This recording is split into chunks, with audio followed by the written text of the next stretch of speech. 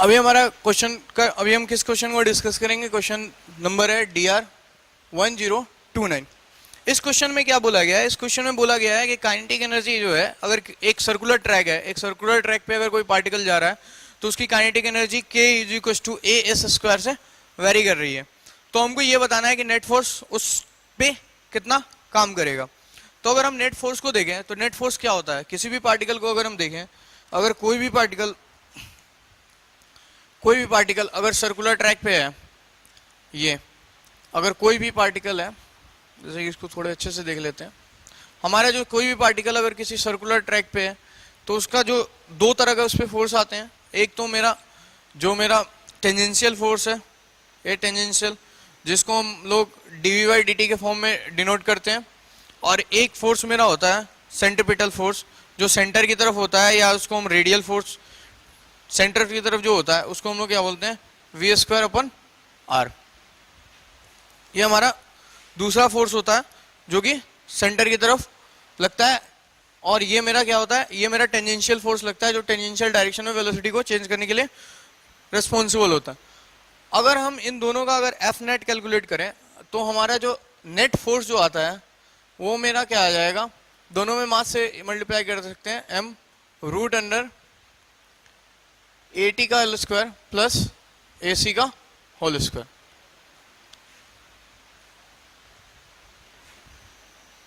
AT का whole square, AC का whole square, ये हमारे क्या आएगा?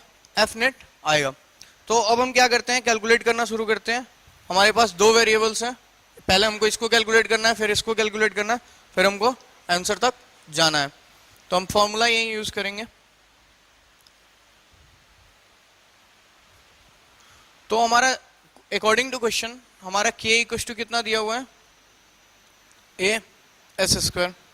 तो काइनेटिक एनर्जी = क्या होता है? 1/2 mv² = AS²। अब हम अगर इसको एक बार डिफरेंशिएट कर दें तो हमारे पास क्या आएगा? अगर हम इसको एक बार इस इक्वेशन को डिफरेंशिएट करके देखते हैं क्या आता है हमारे पास, तो ये हो जाएगा 2/2 mv dV/dt = 2AS ds/dt। ये ds/dt भी ही है, तो इससे इसको कैंसिल कर देते हैं। अब हमारे पास क्या आया? 2 से 2 कैंसिल हो गया। अब हमारे पास क्या आया? dV/dt = आ गया 2AS/m। ये हमारे पास dV/dt कैलकुलेट होके आ गया। अब हम एक दूसरा फॉर्म देखते हैं, जो सेंटर की तरफ जो लगने वाला फोर्स है उसको हम कैलकुलेट करने की कोशिश करते हैं। तो उसको अगर हम देखेंगे तो जो सेंटर की तरफ जो फोर्स आएगा उसका क्या वैल्यू होगा?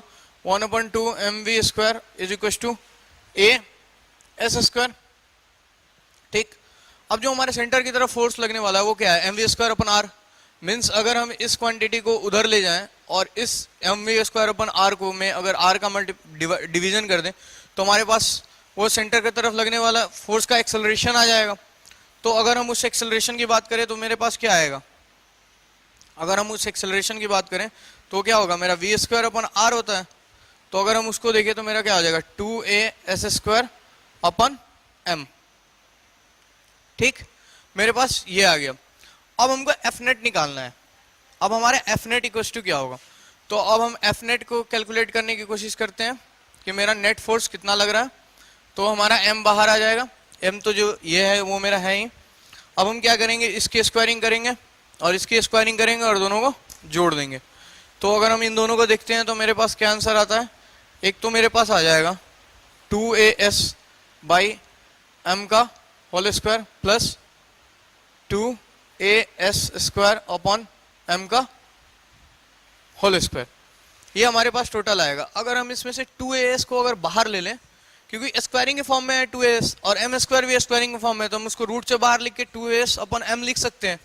तो अगर हम ऐसा अगर कर लेते हैं तो हमारे पास क्या आ जाता है 2as, ठीक, और ये हो जाएगा मेरे पास 1 प्लस यहाँ क्या बच जाएगा मेरे पास सिर्फ एस स्क्वायर, और नीचे क्या बच जाएगा मेरे पास आर स्क्वायर का होल स्क्वायर, ये होगा मेरे पास। ओ सॉरी, यहाँ पे मेरा आर छूट गया, ये जो है मेरा आर यहाँ पे छूट गया यहाँ पे, ठीक, कैपिटल आर नहीं स्मॉल आर होगा, और यहाँ पे भी आर होगा। तो यहाँ पे हम करेक्ट कर लिए। यहाँ पे ये आर छूट गया था, एक्चुअल में क्या था, ये वी स्क्वायर अपन आर था, तो अगर ये वी स्क्वायर अपन आर था तो यहाँ पे हमको आर मल्टीप्लाई करना चाहिए था, और ये आर यहाँ पे आएगा और ये आर यहाँ रिफ्लेक्ट होगा, तो वो हमारा net F net equal to this आ जाएगा। ये हमारा आंसर हो जाएगा, जो कि मेरा आंसर दिया हुआ है शीट में।